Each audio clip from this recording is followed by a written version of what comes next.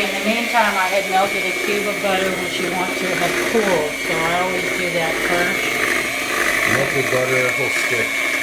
One stick for one batch. It's still melted. One stick for, this is a double, so you use 2 sticks. You want to make sure it's cool, which it has. That's why I always melt the butter first.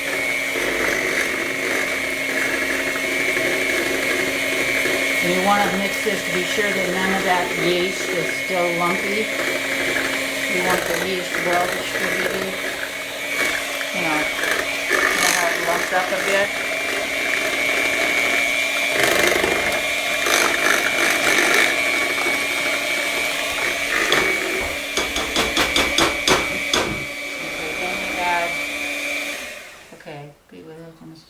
When batter is smooth, no, you may add melted cooled butter.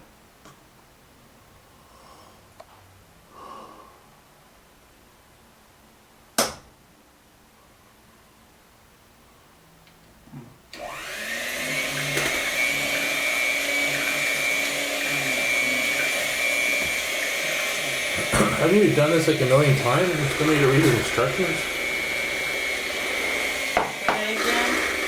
You've done this like hundreds of times and you don't memorize it?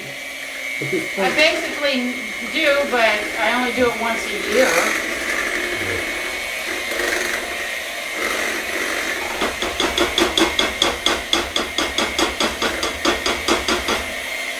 Okay, so I added the butter.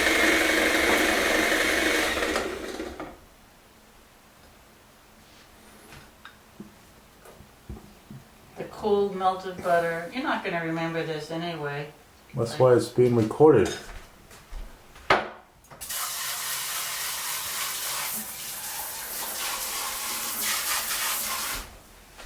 Okay. So. Now I could follow the this recipe. It's really straightforward.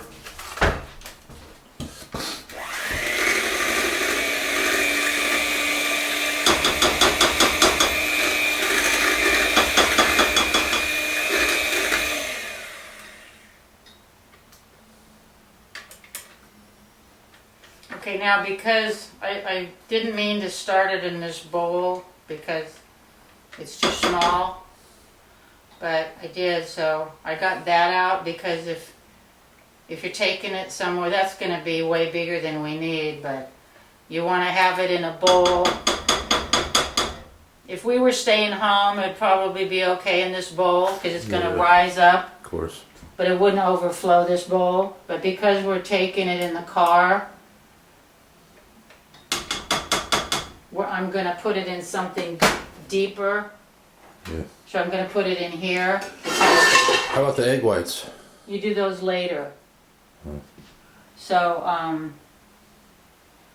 you have to take the egg whites to Julie separately. Okay, so how do you use Canadian Mission Covenant? Right. Okay, so I'm going to put it in here. Well, I wonder if I should just put it in something a little smaller. Doesn't matter. It'll fit in the car. Who cares? So if I was making this here, I would probably maybe use a bowl a little bit bigger than this, a little higher. Yeah.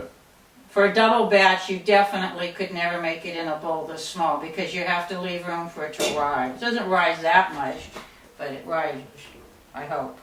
I mean, maybe what'll happen to us, that happened to Dan, will happen to us, and it won't work. Isn't it better just to make smaller batches in case one of them messes up? You could. Well, they've always turned out.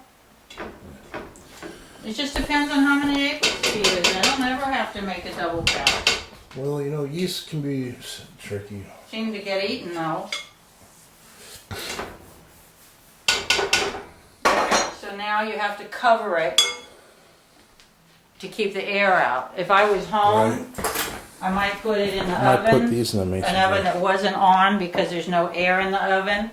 My aunt used to, and grandma used to stick. No air in the oven. That's a good point. I don't know. You don't want to use an oven that's been on, or anyway, it's here. It's fine. You cover it. That's the main thing. You can leave it right on the stove, right on the counter. Just cover it with a clean cloth, or maybe we'll put saran on it to go to Julie's. Whatever even you use, foil. Whatever works.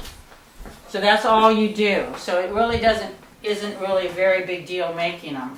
No, I didn't think Now it it's- would be. These have to be, after this rises 2 or 3 Underweight and those times, desserts are a little harder. after this rises 2 or 3 times, and you beat it down the last time, then you whip these with your mixer until they're fluffy, and then you fold them in with like Fold it in, yeah. spatula. That's a common. Slow, you kind of be That's a gentle. common technique in baking is incorporate the air with the egg whites. You don't, beat them in. Yeah. You pour them in there all fluffy, and then I take the rubber spatula and I